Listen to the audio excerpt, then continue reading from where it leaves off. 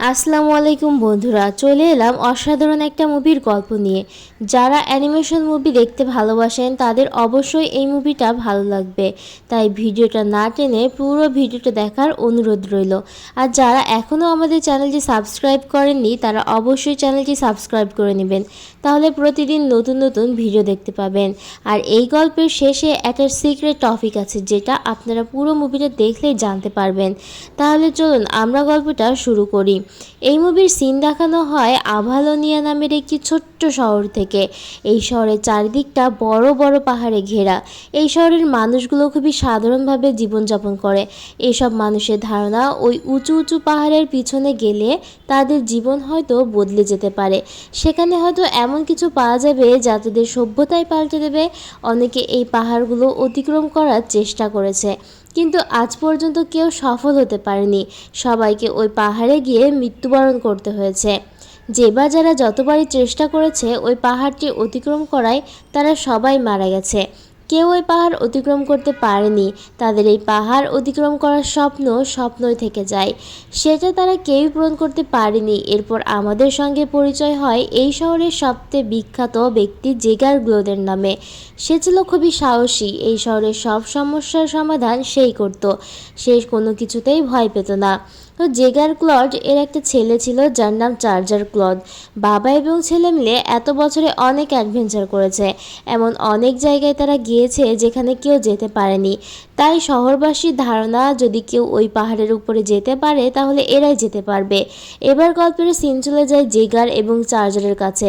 দেখা যায় তারা তাদের দলবল নিয়ে রওনা দিয়েছে স্বপ্ন পূরণের আশায়। সেখানে তারা বরফে ঘেরা পাহাড় পাড়ি দিচ্ছে। তারা সেই বরফের ভেতর দিয়ে হাঁটতে থাকে। হাঁটতে হাঁটতে একসময় তারা একটি বরফের গুহায় এসে হাজির হয়। গুহার ভেতরে ঢুকতেই চার্জারের চোখ পড়ে সবুজ রঙের অদ্ভুত দেখতে একটি গাছের ওপরে। চার্জার গাছটিতে হাত দিতে এসে প্রচণ্ডভাবে বিদ্যুতের ঝটকা খায়। ঠিক সে সময় পাহাড়টি ভেঙে যেতে শুরু করে। জেগার তখন সবাইকে সেখান থেকে দৌড়ে পালাতে বলে। চার্জার পালানোর আগেই গুহা ভেঙে নিচে পড়ে যেতে শুরু করে। এটা দেখে তো জেগার তখন একটা দড়ি দিয়ে নিচে লাফ দেয় এবং মুহূর্তের ভেতরে তার ছেলেকে উদ্ধার করে নিয়ে আসে। এভাবে বিপদে বহুবার তার বাবা তাকে রক্ষা করেছে। এবারও তার ব্যতিক্রম হয়নি। যাই হোক, এবার তারা তাদের গন্তব্যে পৌঁছে যায়। জেগার তখন আভালোনিয়ার ভবিষ্যৎ নিয়ে লেকচার দিতে শুরু করে, কিন্তু চার্জারের এসব বিষয় নিয়ে একদমই মাথা ব্যথা ছিল না। সে তো শুধু ওই অদ্ভুত গাছগুলো নিয়েই ভাবছিল। চার্জারের কাছে যেখানে লেকচারের থেকে ওই অদ্ভুত গাছগুলোর প্রতি তার থেকে বেশি ইম্পর্টেন্ট মনে হচ্ছিল। তো আমরা বুঝতে পারি যে চার্জারের উদ্ভিদবিদ্যা নিয়ে অনেক আগ্রহ আছে।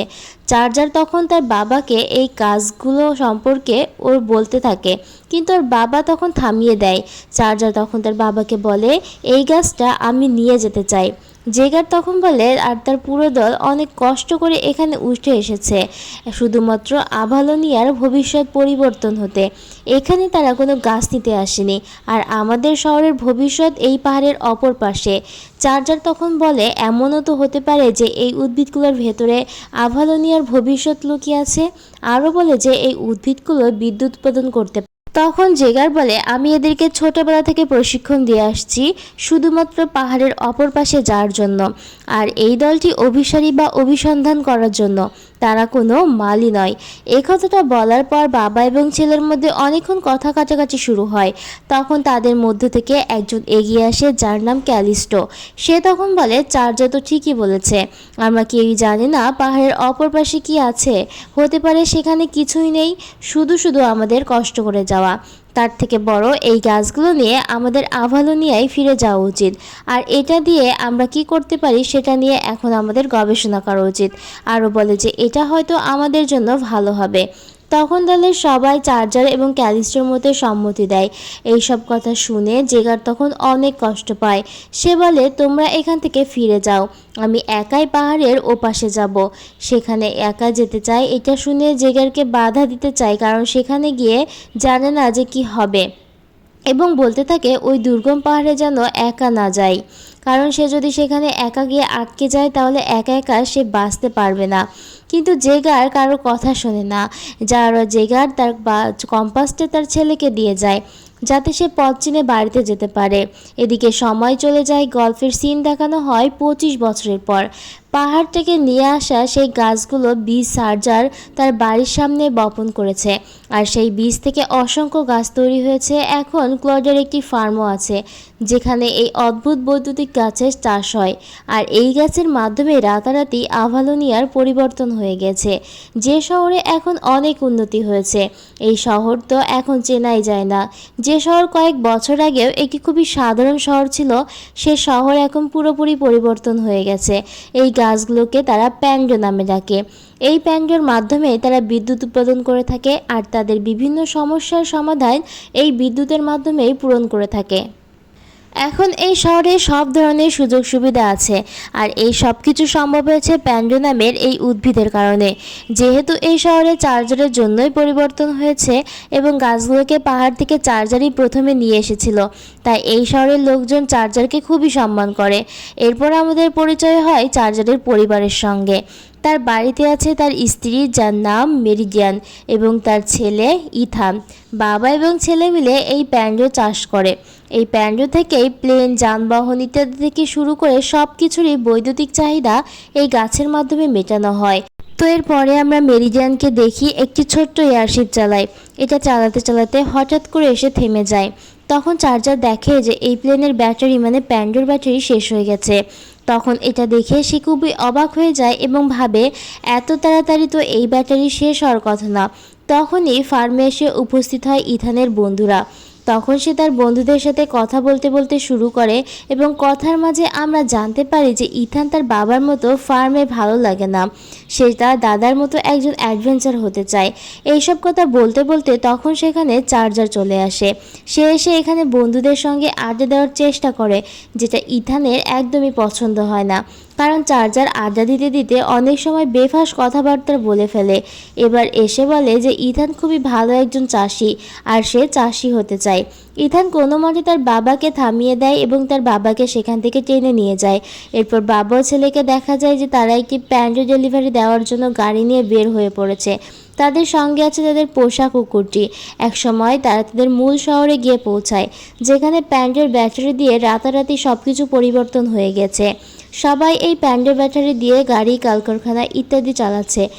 পথে চার্জারকে দেখে সবাই অভিবাদন জানায়, কারণ চার্জারের জন্যই শহরে এতটা বিপ্লব হয়েছে।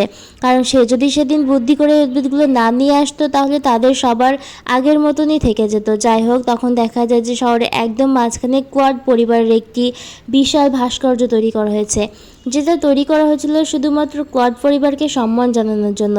এবার সার্জার প্যান্ডো ডেলিভারি দিতে যায় একজন মহিলার কাছে। তখন সেই মেয়েটি বলে যে চিন্তা করে ইথার কার মতো হবে, তার বাবার মতো নাকি তার দাদার মতো। চার্জার তখন কল্পনা করে দেখে যে তার বাবা তাকে বলছে তার নাতি চার্জারের মতো নয়, বরং তার মতো হবে, একজন অভিসারী হবে, ঠিক তার মতো করে চার্জারকে ছেড়ে চলে যাবে। এটা মনে করে সে চমকে ওঠে। তারপর সে তার বাবার ভাস্কর্যের দিকে তা ভয়ে ভয়ে তাকায়। বাড়িতে ফিরে যাওয়ার সময় ইথান তার বাবাকে বলে সে তার দাদার সম্পর্কে জানতে চায়। চার্জার বলে জেগার গোয়াড সবার কাছে হিরো ছিল, কিন্তু চার্জারের কাছে তার বাবা একজন বাজে বাবা। পরিবার এবং সন্তান নিয়ে সে কখনো ভাবতো না। সে শুধু অভিযাত্রী হয়ে পাহাড়ে পাহাড়ে ঘুরে বেড়াতে চাইতো। অ্যাডভেঞ্চার তার কাছে খুবই প্রিয় ছিল, বাকি সব কিছু তার কাছে কোনো মূল্য ছিল না।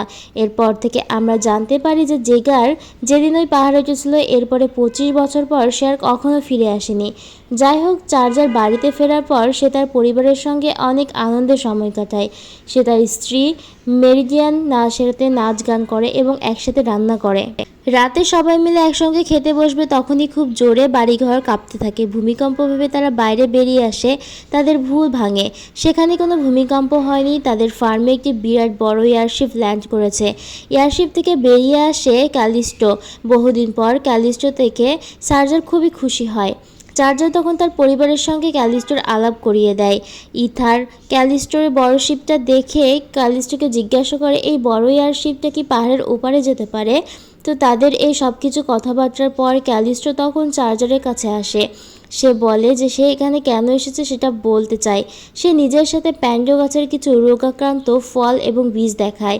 গাছের এই রোগটি উল্কার দিকে ছড়িয়ে পড়েছে আর রোগটি এখন তার শহরের দিকেও ছুটে আসছে। আর এই রোগটি যদি তাদের শহরে চলে আসে তাহলে গাছকে প্যান্ডো গাছকে আর বাঁচাতে পারবে না। তাই বাঁচানোর জন্য ক্যালিস্টোর এখন একটি অভিযানে যেতে চায় এবং সে চার্জারের সাথে যেতে চায়।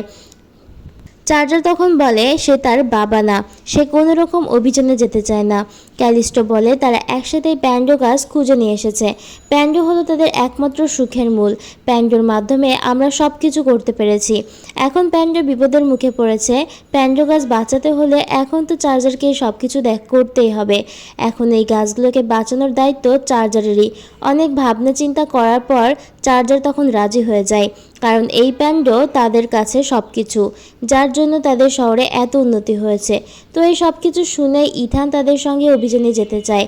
এখানে তার বাবাকে জিজ্ঞাসা করে তোর অভিযানে কবে যাবে।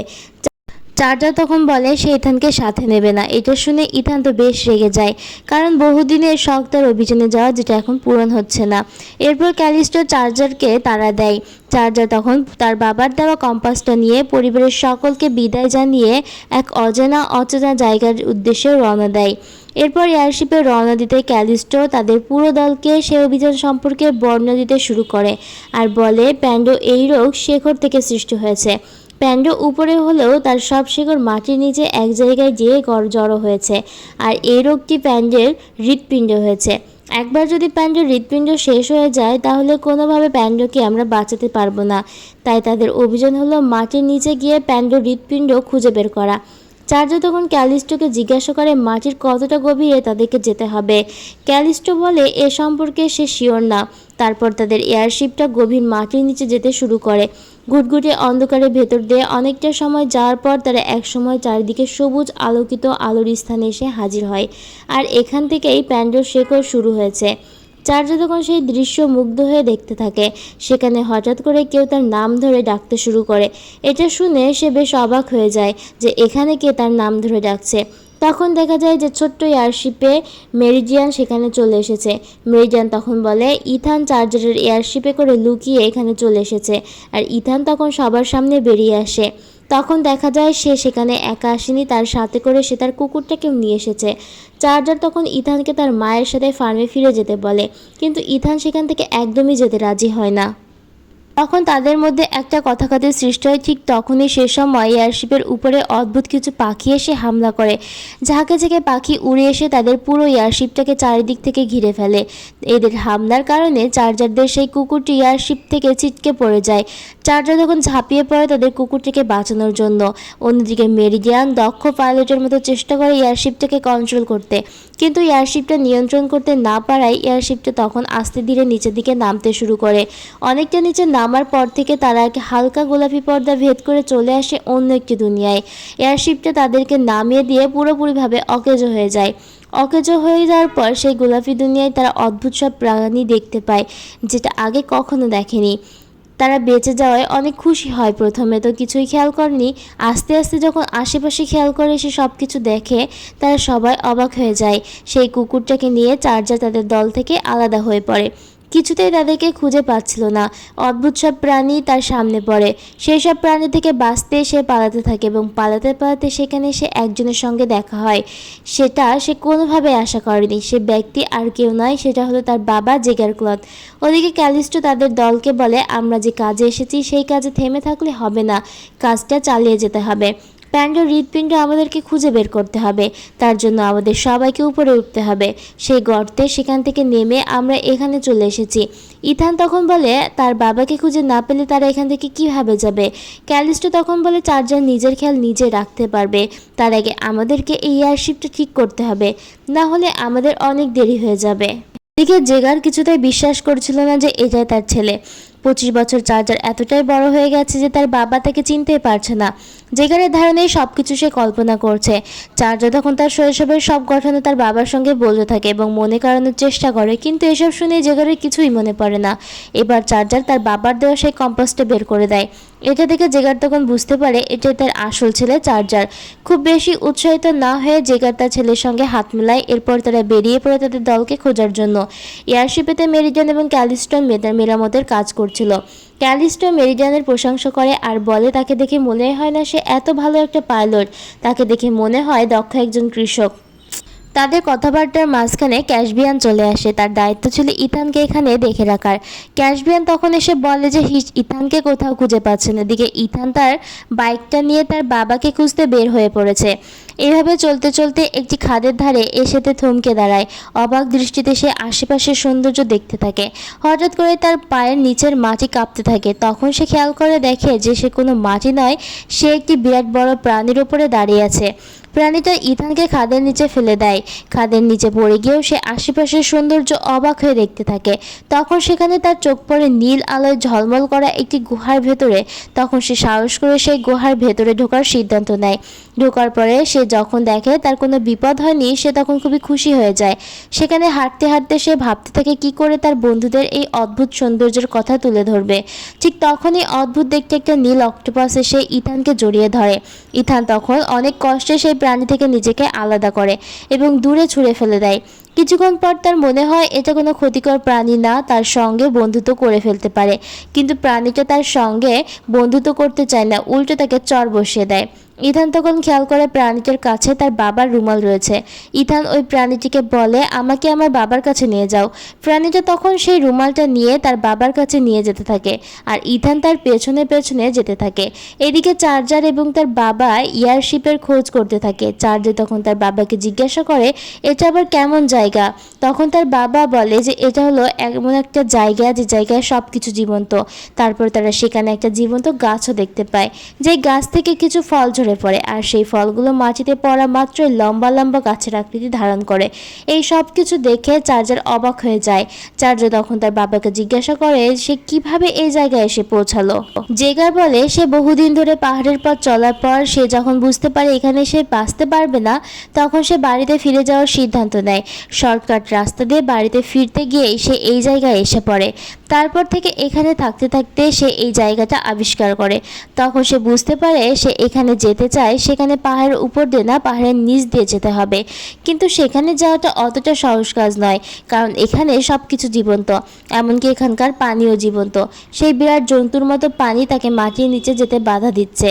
এখন তার পরিকল্পনা হলো এয়ারশিপটা নিয়ে মাটির নিচে যাওয়া।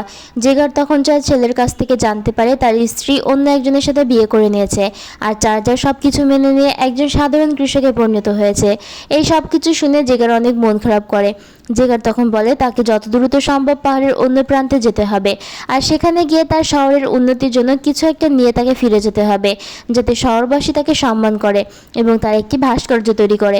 চার্জার তখন বলে ইতিমধ্যে তার ভাস্কর্য তৈরি হয়ে গেছে, আর শহরের লোকজন তাকে অনেক সম্মান করে এবং বলে আমার নিজেরও একটি ভাস্কর্য তৈরি হয়েছে। এসব কথা বলার পরে তখন তার শহরের উন্নতির কথা বলে, যে প্যান্ডে নিয়ে যাওয়ার পরে শহরে কতটা উন্নতি হয়েছে। হঠাৎ তারা পথ চলতে চলতে জেগার তখন বলে এখানে আমরা ছাড়া অন্য কেউ আছে। জেগার সেখানে একটি কার্ড খুঁজে পেয়েছে। চার্জার দেখে বলে এটা কার্ড তো ইথানের। ইথানের কথা শুনে জেগার তো বেশ খুশি হয়ে যায়, কারণ সে এখন দাদা হয়ে গেছে। জেগার তখন বলে ইথান একা নয়, তার সঙ্গে সেনাবাহিনীর লোকজন রয়েছে। এটা শুনে চার্জার জানতে চায় সেনাবাহিনীর লোকজন আবার কারা। এটা এমন একটা দল যেটা মানুষকে মৃত্যুর দিকে নিয়ে যেতে পারে। এটা শুনে চার্জার অনেক ভয় পায় এবং ইথানকে খুঁজতে থাকে। এদিকে ইথান তার নতুন বন্ধু ওই নীল প্রাণীটিকে নিয়ে তার বাবার খোঁজ করতে থাকে। ইথান ওই নীল প্রাণীটির নাম দিয়েছে স্প্লেট। স্প্লেট তখন ইথানকে একটি বড় ক্রিয়েচারের সামনে নিয়ে যায়। ক্রিয়েচারের সামনে চার্জারের রুমালটা দেখিয়ে এসে কিছু বলার চেষ্টা করে। ইথান তখন তার ব্যাগ থেকে প্যান্ডো ফল বের করে দেয়। সেখান থেকে একটি ফল স্প্লেটকে দিলে তার শরীরে বৈদ্যুতিক ছ্যাঁকা লাগে। এর ফলে স্প্লেটের হাতে কালো দাগের ছাপ পড়ে যায়। তখন ইথান বুঝতে পারে এবং তাকে ব্যান্ডেজ করে। তখনই সেই ব্রাড ক্রিয়েচার তার দিকে এগিয়ে আসে। ক্রিয়েচারগুলো ইথানকে চারিদিক থেকে ঘিরে ধরে এবং তার দিকে সুর বাড়িয়ে দেয়। ঠিক তখনই সেখানে তার দাদা জেগার চলে আসে। জেগার তার ক্রিয়েচারগুলো গুলি করতে থাকে তার হাতে থাকা বন্দুকটি দিয়ে, যার ফলে এখানে ইথান বেঁচে যায়। আর সেখানে চার্জারও চলে আসে। চার্জার তখন বলে যে তাকে বাঁচিয়েছে সে আর কেউ নয়, তার দাদা জেগার। ইথান তার দাদা জেগারকে দেখে অনেক খুশি হয়। জেগার যেভাবে ইথানকে বাঁচিয়েছে এটা দেখে ইথানের বেশ ভালো লাগে। এরপর তারা ক্রিয়েচারগুলো থেকে বাঁচতে তিমির মতো কিছু একটা প্রাণীর পিঠে চড়ে তারা সেখান থেকে পালানো শুরু করে। ছুটতে ছুটতে একসময় ইথান তিমিগুলোর পিঠের উপর থেকে ছিটকে পড়ে যায়। স্লেট তখন ইথানকে টেনে ধরে রাখে। এভাবে তারা সামনের দিকে এগিয়ে যাচ্ছিল, কিন্তু সেই ক্রিয়েচারগুলো তখনও তাদের পিছু ছাড়ে না, সুর দিয়ে তাদেরকে আক্রমণ করতে থাকে। তখন জিগার তার বন্দুক দিয়ে গুলি চালাতে থাকে, কিন্তু সেই বন্দুক আর কাজ করে না। তখনই সেখানে চলে আসে মেরিডিয়ান এবং ক্যালিস্টো। তারা তাদের বাইকে করে পুরো পরিবার উঠে যায় এবং সেখান থেকে পালাতে শুরু করে, কিন্তু ওই ক্রিয়েচারগুলো তখনও তাদের পিছু ছাড়েনি। স্প্লেটকে দেখে এখানে ইথানের মাথায় বুদ্ধি আসে। ইথান যখন স্প্লেটের হাতে ওই প্যান্ডো ফলগুলো দিয়েছিল, স্প্লেট তখন শক খেয়েছিল। এটা ভেবে ইথান তখন ওই ফলগুলো ক্রিয়েচারগুলোর দিকে ছুঁড়ে ফেলে দেয়। এরপর তারা সেই প্রাণীগুলো সেখানেই থেমে যায়। ইথান তখন বুঝতে পারে এই অদ্ভুত দুনিয়ায় অদ্ভুত প্রাণীগুলোকে যদি কিছু থামাতে পারে তাহলে এই প্যান্ডো ফল। এরপর সেই ক্রিয়েচারগুলো সেখানেই থেমে যায় এবং তারা দ্রুত সেখান থেকে বের হয়ে আসতে সক্ষম হয়। তারপর তারা নিজেদের এয়ারশিপের কাছে পৌঁছে যায়। ইথানকে সবাই সুস্থ দেখে সবাই খুব খুশি হয়, কিন্তু চার্জার এবং তার বাবার মধ্যে ঝগড়া বেঁধে যায়। জেগার চায় এয়ারশিপটা নিয়ে এক্ষুনি পাহাড়ের অন্য প্রান্তে যেতে, কিন্তু চার্জার এটা মেনে নিতে পারে না। তাদের মধ্যে বোঝানোর জন্য আসে ক্যালিস্টো। সে বলে আমাদের প্যান্ডের হৃৎপিণ্ড খোঁজার জন্য অবশ্যই আমাদেরকে যেতে হবে, কারণ এটা আমাদের খুবই দরকার। আর ওটা শেষ হয়ে গেলে তারপর অবশ্যই তারা অপর পাশে যাবে। তারপর দুই পক্ষই রাজি হয়ে যায়। এরপর ক্যালিস্টো মেরিডিয়ানকে দায়িত্ব দেয় সেই যেন এয়ারশিপটা চালায় এবং তাদের গন্তব্যে যাওয়ার জন্য রওনা দিতে বলে। মেরিডিয়ান সেই দিকে লক্ষ্য করে। চার্জার প্যান্ডের স্যাম্পল নিয়ে সেটা এয়ারশিপে বসে ভেতরে পরীক্ষা করতে থাকে। তখনই সবাই দেখে যে আবারও আগের মতো হয়ে গেছে, আগের মতো পরিধান করেছে জেগার। এরপর সে নিজে থেকেই তাদের দলে যোগদান করে। তখন চার্জারের চোখ পড়ে তার ছেলে ইথানের দিকে হঠাৎ করে তাকিয়ে তার বাবা ছেলেকে একসাথে দেখে খুবই মুগ্ধ হয়। তারপর তারা আবারও বেরিয়ে পড়ে প্যান্ডোর হৃৎপিণ্ড খোঁজার জন্য। ইথান তখন স্লেটের সাহায্যে অদ্ভুত দুনিয়ায় মুগ্ধ হয়ে দেখছিল। তারপর সেখানে তার দাদা জেগার এসে উপস্থিত হয়। তারা দুজনে মিলে অনেক গল্প করে। তারপর জেগার তার নাতিকে বন্দুক চালানো শেখায়। ইথান এতে বেশ খুশি হয়। তখনই সেখানে চলে আসে চার্জার এই সব কিছু দেখে বেশ ভয় পায়। তখনই তার মনে পড়ে যায় সেই কল্পনার কথা, যেখানে জেগার বলছে তার মতো তার বাবা বা তার ছেলে তাকে ছেড়ে চলে যাবে। চার্জার তখন বলে ইথানকে এসব শেখানোর কোনো দরকার নাই। জেগার তখন বলে ওর সব কিছু শেখা উচিত, তা না হলে ও বুঝবে কি করে ওর কি করা লাগবে। এতে করে বাবা ছেলের ভেতরে আবারও ঝগড়া লেগে যায়। ইথান তখন পরিস্থিতি সামাল দিতে তাদের দুজনকে নিয়ে কার্ড খেলতে বসে যায়। তারপর তিনজন মিলে বসে যায় সেই কার্ড খেলার জন্য। ইথান তাদের দুজনকে কিছুতেই কার্ড খেলার নিয়ম বোঝাতে পারছিল না। বোঝাতে বিরক্ত হয়ে এক পর্যায়ে ইথান সেখান থেকে চলে যায়।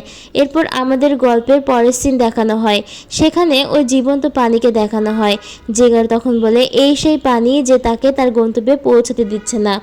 ক্যালিস্টো তখন বলে তাদেরকে প্যান্ডের হৃৎপিণ্ডের কাছে পৌঁছাতে হলে এই পানির ওপর দিয়েই তাদেরকে যেতে হবে। মেরিডিয়ান তখন বলে এটা কোনোভাবেই সম্ভব নয়। এটাকে দেখে পানি মনে হলেও এটা আসলে পানি না, এটা হলো এক ধরনের অ্যাসিড, যে কারণে এটাকে জীবন্ত মনে হয়। কোনোভাবে যদি তারা এই অ্যাসিডের সংস্পর্শে আসে তাহলে শিপসহ তারা গলে যাবে। এসব কিছু ভেবে তারা কি করবে কিছুই বুঝতে পারছে না। তখনই তাদের বাঁচানোর জন্য এগিয়ে আসে স্লেট তখন অ্যাসিডের ভেতরে থাকা প্রাণীদের সঙ্গে কথা বলে। তারা কি বলে কেউ কিছু বুঝতে পারে না, কিন্তু কথা বলার পর প্রাণীগুলো তাদের শিপটাকে উপরে তুলে সবার সামনে এগিয়ে নিয়ে যায়। উপরে এজন্য তোলে যাতে অ্যাসিড সেই শিপে না লাগে। তারপর সেই অ্যাসিডের সাগর শেষ হয়, সবাই মিলে সেই গন্তব্যে পৌঁছতে পারে। স্বস্তির নিঃশ্বাস ফেলে সবাই। তখন মনে করে বিপদ হয়তো কেটে গেছে, কিন্তু বিপদ আসলে তখনও কাটেনি। এয়ারশিপের উপরে জোরে একটা ঝাঁকুনি হয়। তখন তারা বাইরে বের হয়ে দেখে সেই সুরলা ক্রেচারগুলো তাদের পিছু পিছু এসে এখানেও চলে এসেছে। তারপর সবাই মিলে সেই ক্রেচারগুলোর উপরে হামলা শুরু করে এবং শায়েস্তা করতে থাকে। কিন্তু কাজটা এতটা সহজ ছিল না, কিন্তু কোনো অস্ত্র দিয়ে তাদেরকে ঘায়েল করা সম্ভবও হচ্ছিল না। কিছুতে তারা তাদের সঙ্গে পেরে উঠছিল না। তখনই চার্জার নিয়ে আসে তাদের মুখ্য অস্ত্র প্যান্ডোফল। চার্জার তখন বাক্স প্যান্ডোফল নিয়ে এসে সেই ক্রেচারগুলোর দিকে ছুঁড়ে মারে। প্যান্ডোফলগুলো তাদের উপরে ছুঁড়ে মারতেই তারা সেখান থেকে পালিয়ে যায়। তারপর তারা যখন সেখান থেকে চলে যায় সবাই মিলে সত্যি সত্যি নিঃশ্বাস ফেলে। এরপর চার্জার এবং জেগার দুটো বিয়ার বোতল নিয়ে দুজনের মধ্যে টুকটাক গল্প করতে থাকে। জেগার তখন চার্জারকে জিজ্ঞাসা করে এত কাজ থাকতে সেখানে চাষকেই বেছে নিয়েছে। চার্জার তখন বলে তার এটাই ভালো লাগে আর সে এটাই করতে চায়, যাতে তার ছেলে তাকে নিয়ে গর্ব করতে পারে। চার্জার তখন তার বাবাকে জিজ্ঞাসা করে সে কেন তার বাড়িতে ফিরে যায়নি। জেগার তখন বলে সে সব কিছুর বিনিময়ে একজন অভিযাত্রী হতে চেয়েছে, আর সে যদি এখন বাড়িতে ফিরে যেত তাহলে সব কিছু মিথ্যা হয়ে যেত। এসব কিছু শুনে চার্জার তখন তার বাবাকে কিছুই বলে না। অন্যদিকে দেখা যায় মেরিডিয়ান শিফটটা এখনও চালাচ্ছে। তখন স্লেড এসে তাকে অনেক বিরক্ত করতে শুরু করে এবং কিছু বলার চেষ্টা করছিল। সেই সময় সেখানে ইথান এসে তার মায়ের পাশে বসে। মা ছেলে মিলে বারান্দায় দাঁড়ানো বাবা ছেলেকে দেখতে থাকে। এক পর্যায়ে মেরিডিয়ান শিপ চালানোর দায়িত্ব ইথানের হাতে দিয়ে যায়, কিন্তু ইথান একটি বড় পাহাড়ের সাথে ধাক্কা খাওয়ায় মেরিডিয়ান আবারও সেখানে চলে আসে। সামনে রুক্ষ একটা জায়গা দেখে মেরিডিয়ান তখন বলে এই জায়গাটা বেশ অদ্ভুত। ইথান বলে এই জায়গাটা আমার অনেক ভালো লেগেছে। মেরিডিয়ান তখন তার ছেলের দিকে লক্ষ্য করে আর বলে আমি কখনো তোমাকে এত খুশি দেখিনি। এটা বলে আমার এই জায়গাটা খুব ভালো লেগেছে। আমার মনে হয়েছে আমি এতদিন একটি নিজের পছন্দ মতো জায়গা খুঁজে পেয়েছি। মেরিডিয়ান তখন বলে তোমার তাহলে এখানেই থাকা উচিত। যেটা তোমার মন বলে তুমি সেটাই করবে। এরপরে গল্পের আবার সিন দেখানো হয় যেখানে সবাইকে ককপিটে দেখা যায়। ককপিটের বাইরে তো সবাইকে দেখতে পায় যে প্যান্ডার বিশাল বিশাল বড় শিখর। চার্জার বলে প্যান্ডা যদি দুর্বল হয়ে যেত তাহলে তার শেখরও দুর্বল হয়ে পড়তো, কিন্তু আমরা যতই সামনের দিকে এগিয়ে যাচ্ছি সেটা ততই সবল হচ্ছে। তখন বলে এর আসল কারণ কি ঠিক বুঝতে সেখানে একটি মেয়ে এসে বলে যে বাইরে একদল বিশাল পাখি তাদেরকে আক্রমণ করেছে। বাইরে গিয়ে দেখে সেই ব্রাড পাখিগুলো তাদের উপরে আবারও হামলা করেছে, যে পাখিগুলো এর আগেও তাদের উপরে একবার হামলা করেছে। এই সব কিছু দেখে তারা তো অনেক ভয় পেয়ে যায়, কিন্তু ওই পাখিগুলোর দল তাদেরকে আক্রমণ না করে সোজা সামনের দিকে এগিয়ে যায়। এটা দেখে সবাই ভাবতে থাকে ওই পাখিগুলো কেন আমাদেরকে হামলা না করে ছেড়ে দিল। এসব কথা বলতে বলতে ক্যালিস্টোর চোখ পড়ে যায় সামনের দিকে। সে তার দলকে বলে অবশেষে আমরা প্যান্ডোর হৃৎপিণ্ড খুঁজে পেয়েছি, কিন্তু তখন দেখা যায় সেই পাখিগুলো প্যান্ডোর হৃৎপিণ্ডে আঘাত করছে। ক্যালিস্টো তখন বলে ওরা কি করছে। চার্জার তখন বলে প্যান্ডো কোনো রোগে আক্রান্ত হয়নি, বরং এই পাখিগুলোর শিকার হয়েছে। এরা দল বেঁধে এসে হামলা করে আর প্যান্ডোর জীবনের শক্তি নষ্ট করে দিচ্ছে, আর বলে এটা কোনো রোগ নয়, এটা হলো এক ধরনের যুদ্ধ। ক্যালিস্টো তখন বলে আমরা তাহলে কি করব। চার্জার তখন বলে আমাদের কাছে সব অস্ত্রের ভিতর প্যান্ডো ফল ভরবো এবং সেটা দিয়েই আমরা এই পাখিগুলোকে আক্রমণ করব। তার কথা মতো তার দলের সব অস্ত্রের ভেতরে প্যান্ডো ফল ভরতে থাকে। সব কাজ শেষে তারা যখন এই পাখিগুলোর উপরে আক্রমণ করে আর এই সব কিছু এক জায়গা থেকে দাঁড়িয়ে দেখছিল ইথান। তখনই সেখানে স্প্লেট আসে। স্প্লেট কিছু বোঝানোর চেষ্টা করে, কিন্তু ইথান কিছুই বুঝতে পারে না। তখন চার্জার তাকে ডাক দিলে নিচে নেমে আসে। চার্জার তখন ইথানকে একটা অস্ত্র দেয় ওই পাখিগুলোকে মারার জন্য। ইথান বলে ওই পাখিগুলোকে তার একদমই মারতে ইচ্ছে করছে না। চার্জার তখন বলে এই প্রাণীগুলোর জন্য তাদের প্যান্ডে নষ্ট হচ্ছে, কৃষক হিসেবে দায়িত্ব তাদেরকে মেরে ফেলা। ইথান বলে সে কোনো কৃষক নয়, আর সে কখনো কৃষক হতে চায়নি। চার্জার তখন তার দিকে অবাক হয়ে তাকিয়ে থাকে। সে সবসময় অভিযান করতে চেয়েছে, এটাই ইথান বলে। কৃষক হওয়ার ইচ্ছা তার কোনোদিনও ছিল না। তখন সেখানে জেগার আসে। চার্জার বলে এই সব কিছু তার জন্য হয়েছে। জেগারই তার ছেলেকে উল্টোপাল্টা বুঝিয়েছে, তাই জেগার তখন রাগ করে সেখান থেকে চলে যায়। অন্যদিকে ইথান এয়ারশিপ থেকে নেমে হাঁটতে থাকে, আর চার্জার একটা বাইক নিয়ে তার পেছনে চলে আসে। জিজ্ঞেস করে সে হঠাৎ করে কেন এসব বলছে। ইথান বলে সে হঠাৎ করে এসব বলছে না, যা সবসময় তার ইচ্ছে এটাই ছিল। চার্জার কখনো জানতেই চায়নি যে তার মনের অবস্থা কী।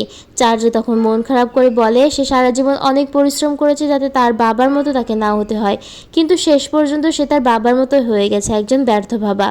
এসব বলতে বলতে হঠাৎ করে ইথান তার বাবাকে সামনের দিকে তাকাতে বলে। তারা দেখে খোলা আকাশ আর বিশাল বড় পাহাড়। তারা বুঝতে পারে এয়ার বাইক নিয়ে তারা অন্য প্রান্তে চলে এসেছে, যেখানে জেগার সবসময় আসতে এসেছে। এদিকে হঠাৎ করে পাহাড়ের গায়ে বিশাল বড় এক চোখ খুলে যায়। এত বড় চোখ দেখে তারা দুজনেই বেশ চমকে যায়। তারা বলে এটা যদি চোখ হয়ে থাকে তাহলে নিশ্চয়ই এটার মাথাও আছে আর শরীর। তারা এতক্ষণে যে বিশাল পথ পাড়ি দিয়েছে এটা নিশ্চয়ই এই প্রাণীর শরীর। ঝোড়ো বাতাসের জঙ্গল তারা পাড়ি দিয়েছে, সেটা নিশ্চয়ই এই প্রাণীর ফুসফুস। আর যে অ্যাসিডের সাগর তারা পাড়ি দিয়েছে এই প্রাণীর পরিপাকতন্ত্র। আর ওই লাল পাখিগুলো কোনো ক্ষতিকর প্রাণী নয়, বরং এই প্রাণীর প্রতিরক্ষা ব্যবস্থা। স্প্লেট হয়তো তাকে এটাই বোঝানোর চেষ্টা করছিল। আর আসল কথা হলো তারা এক বিশাল প্রাণীর ভেতরে ছিল, আর তারা প্যান্ডোর নয় বরং এই প্রাণীর হৃৎপিণ্ডই খুঁজে পেয়েছে। আর ওই লাল পাখিগুলো প্যান্ডোর নয় বরং প্রাণীটাকেই মেরে ফেলছে। তখন ইথান ও চার্জার দ্রুত চলে আসে আর মেরিডিয়ানকে বলে তাদের শিপ ফেরাতে হবে, মিশন ক্যান্সেল। এরপর তারা পুরো দলকে সব খুলে বলে আর বলে তাদের উচিত প্যান্ডোকে ছেড়ে দেওয়া। প্যান্ডোকে বাঁচাতে গেলে তারা বিপদে পড়বে। হঠাৎ করে জেগার তখন সেখান থেকে রেগে মেগে চলে যায়, কারণ জেগার যে জায়গায় যাওয়ার জন্য সারাটা জীবন অতিবাহিত করেছে চার্জার সেখানে একাই চলে গেছে। এটা তার একদমই পছন্দ হয় না। চার্জারও রেগে যায়, কারণ যেখানে তাদের সবার জীবন সংকটে পড়েছে, জেগার শুধুমাত্র তার স্বপ্ন নিয়েই ভাবছে। জেগারের হাতে তখন তার কম্পাসটা দিয়ে বলে দেয় পাহাড়ের অপর পাশে যাওয়ার রাস্তা, আর সে শিপের ভেতরে চলে যায়। এরপর ক্যালিস্টো তাকে বোঝানোর চেষ্টা করে আর বলে চার্জার কি দেখেছে সে জানে না, আর সে জানতেও চায় না। তার এখানে প্যান্ডো বাঁচাতে এসেছে, আর এই কাজ তারা করেই যাবে। প্যান্ডো না থাকলে তাদের পুরো শহর অন্ধকার হয়ে যাবে, আর উন্নতি যা হয়েছে তাতে আবার অবনতি হয়ে যাবে, আর এতে আমাদের ক্ষতি হবে। তাই তা বলে পুরো পরিবারকে তারা একটা ঘরের ভিতরে আটকে ফেলে। চার্জার দরজা খোলার চেষ্টা করে কিন্তু পারে না। দরজার বাইরে কুকুরটা এসে দাঁড়ালে চার্জার বলে দরজাটা খুলে দিতে, কিন্তু সে কুকুরটা পারে না। শেষ পর্যন্ত স্প্লেট কোনোভাবে বাইরে বের হয়ে এসে তারা বেরিয়ে যায় এবং ককপিটে যায়। সেখানে গিয়ে মেরিডিয়ান শিপ চালাতে বসে যায়। ইথান আর চার্জার মেরিডিয়ানের হাতে শিপের দায়িত্ব দিয়ে বেরিয়ে পড়ে। তাদের এখন বাইরে গিয়ে প্যান্ডোর শেখরকে কেটে গর্ত তৈরি করতে হবে, যাতে ওই বিশাল প্রাণীটি শ্বাস নিতে পারে। প্যান্ডোর শেখরের কারণে ভালো করে শ্বাস নিতে পারছিল না। ক্যালিস্টোয় লাল পাখি এগুলোর পিঠে চড়ে যেতে দেখে অবাক হয়ে যায়। এরপর তারা ককপিটের কাছে চলে যায়, কিন্তু মেরিডিয়ান শিপে ককপিটের দরজা বন্ধ করে যাচ্ছিল। তারা সেটা খুলে ফেলে, কিন্তু চতুর মেরিডিয়ানের সঙ্গে কিছুতেই পেরে ওঠে না। এরপর ক্যালিস্টো মেরিডিয়ানকে শিপ থামাতে বলে। মেরিডিয়ান শিপ থামিয়ে দেয়, আর শিপটা ওই হৃৎপিণ্ডের কাছে গিয়ে থামে। আর এদিকে ইথান স্প্লেটকে নিয়ে রিভারের দলের কাছে চলে যায়। তার বাবা থেকে বলেছে লাল রিভারের দলকে নিয়ে হৃৎপিণ্ডের কাছাকাছি যেতে। চার্জার একা গর্তের জন্য চেষ্টা চালিয়ে যাচ্ছিল, কিন্তু কাজটা অতটাও সহজ ছিল না। বিদ্যুতের ঝটকা খেতে খেতে সে দুর্বল হয়ে পড়ে। তখনই সেখানে জেগার আসে। জেগার বলে সে বুঝে গেছে তার জীবনের লক্ষ্য কী, কোনো পাহাড়ের ওপারে যাওয়া নয়, বরং ছেলের পাশে থাকা। তারপর তারা দুজনে একসঙ্গে ওই শেকড় কাটতে থাকে আর গর্ত খুঁড়তে থাকে। তারা একসময় হৃৎপিণ্ডের মাঝে গর্ত করে ফেলে, আর ততক্ষণে শিপ নিয়ে মেরিডিয়ান আর রিভারের দলকে নিয়ে ইথানও চলে আসে। রিভারের দল গর্ত দিয়ে হৃৎপিণ্ডে চলে যায়। এতদিন প্যান্ডোর কারণে হৃৎপিণ্ডের মুখ বন্ধ থাকায় তারা যেতে পারেনি। রিভার যেহেতু বিরাট প্রতিরক্ষা ব্যবস্থা, তাই তারা ভেতরে গিয়ে প্যান্ডো শেষ করে ফেলে। আস্তে আস্তে সকল প্যান্ডো উধাও হয়ে যায়। জেগার এবং চার্জার উল্লাসিত হয়ে পড়ে নিজেদের সাফল্যের কারণে, কিন্তু বেশ কিছুক্ষণ অপেক্ষা করেও হৃৎপিণ্ড সচল হচ্ছিল না। এটা দেখে তারা অনেক অবাক হয়ে যায়। সবাই ভাবে এটা হয়তো করতে তারা অনেকটা দেরি করে ফেলেছে, কিন্তু দেরি হয়নি। ঝাঁকে ঝাঁকে লাল পাখিগুলো ছুটে আসতে শুরু করে। এই পাখিগুলো আসলে প্রাণীটির রক্তকণিকা। হৃৎপিণ্ডে রক্ত এসে প্রবেশ করতে হৃৎপিণ্ড সচল হয়ে যায়। তখন প্রাণীটি জেগে ওঠে। এখানে তাদের মিশন শেষ হয়ে যায়। ইথান তার প্রিয় বন্ধু স্প্লেটের কাছ থেকে শেষ বিদায় নেয়। এরপর তারা সবাই শিপে উঠে পড়ে। তারা চলে যায় জেগারের স্বপ্নের পাহাড়ের অপর প্রান্তে। দেখা যায় পাহাড়ের অপর পাশে রাশি রাশি পানি ছাড়া আর কিছুই নেই। জেগার সারা জীবন অপেক্ষা করেছে এই পাহাড়ের উল্টো দিকে আসার জন্য, কিন্তু এখানে তো কিছুই নেই। তবে এই দেখে তার মন খারাপ হয়েছে বলে মনে হয় না, কারণ সে চেয়েছে তার থেকে অনেক বেশি কিছু পেয়ে গেছে, আর এখন তো আর তার কাছে পরিবারও আছে। এরপর গল্পের সিন চলে যায় 1 বছর পরে। জেগার এবং তার ছেলে এখন একসাথে ফার্মে কাজ করে। তারা এখন সেখানে ফসল ফলায়, কিন্তু ইথান এখন তাদের সঙ্গে থাকে না। সে ওই বিশাল প্রাণীর ভেতরে থাকে, সেখান থেকে আগাছা পরিষ্কারের কাজ করে, অর্থাৎ মৃত প্যান্ড সরিয়ে হৃৎপিণ্ডর আরও সচল করে ফেলে। তবে আভালোনিয়ার প্যান্ড চলে যাওয়ার পর বিদ্যুৎও চলে যায়, কিন্তু তারা এখন আর প্যান্ডোর জন্য মন খারাপ করে না। তারা এখন উন্নত প্রযুক্তি ব্যবহার করে শহরে বিদ্যুতের ব্যবস্থা করেছে। জেগার তার শহরে সবার সাথে মানিয়ে নিয়েছে, এমনকি এখন সে তার প্রাক্তন স্ত্রীর সাথে দেখা করতে যায়। এভাবে সবই ঠিকঠাক চলতে থাকে। এরপর ইথান তার বাবাকে একটা চিঠি লেখে, তার পরিকল্পনা, ভালোবাসা আর ইচ্ছার কথা জানিয়ে। ইথান চায় তার বাবা তাকে নিয়ে গর্ব করুক, আর এখানেই গল্পটা শেষ হয়ে যায়। আর এই গল্পের শেষে জানা যায় এই আভালোনিয়া শহরটি একটা বিরাট আকৃতির কচ্ছপের পিঠের ওপরে রয়েছে, আর সেই কচ্ছপটি সারা সমুদ্র ভ্রমণ করে বেড়েছে। আর গল্পটি এখানেই শেষ হয়ে যায়। আজকের গল্পটা এখানেই শেষ হলো। গল্পটি কেমন হলো জানাবেন। আবারও একটি নতুন গল্প নিয়ে আসবো। আল্লাহ হাফেজ।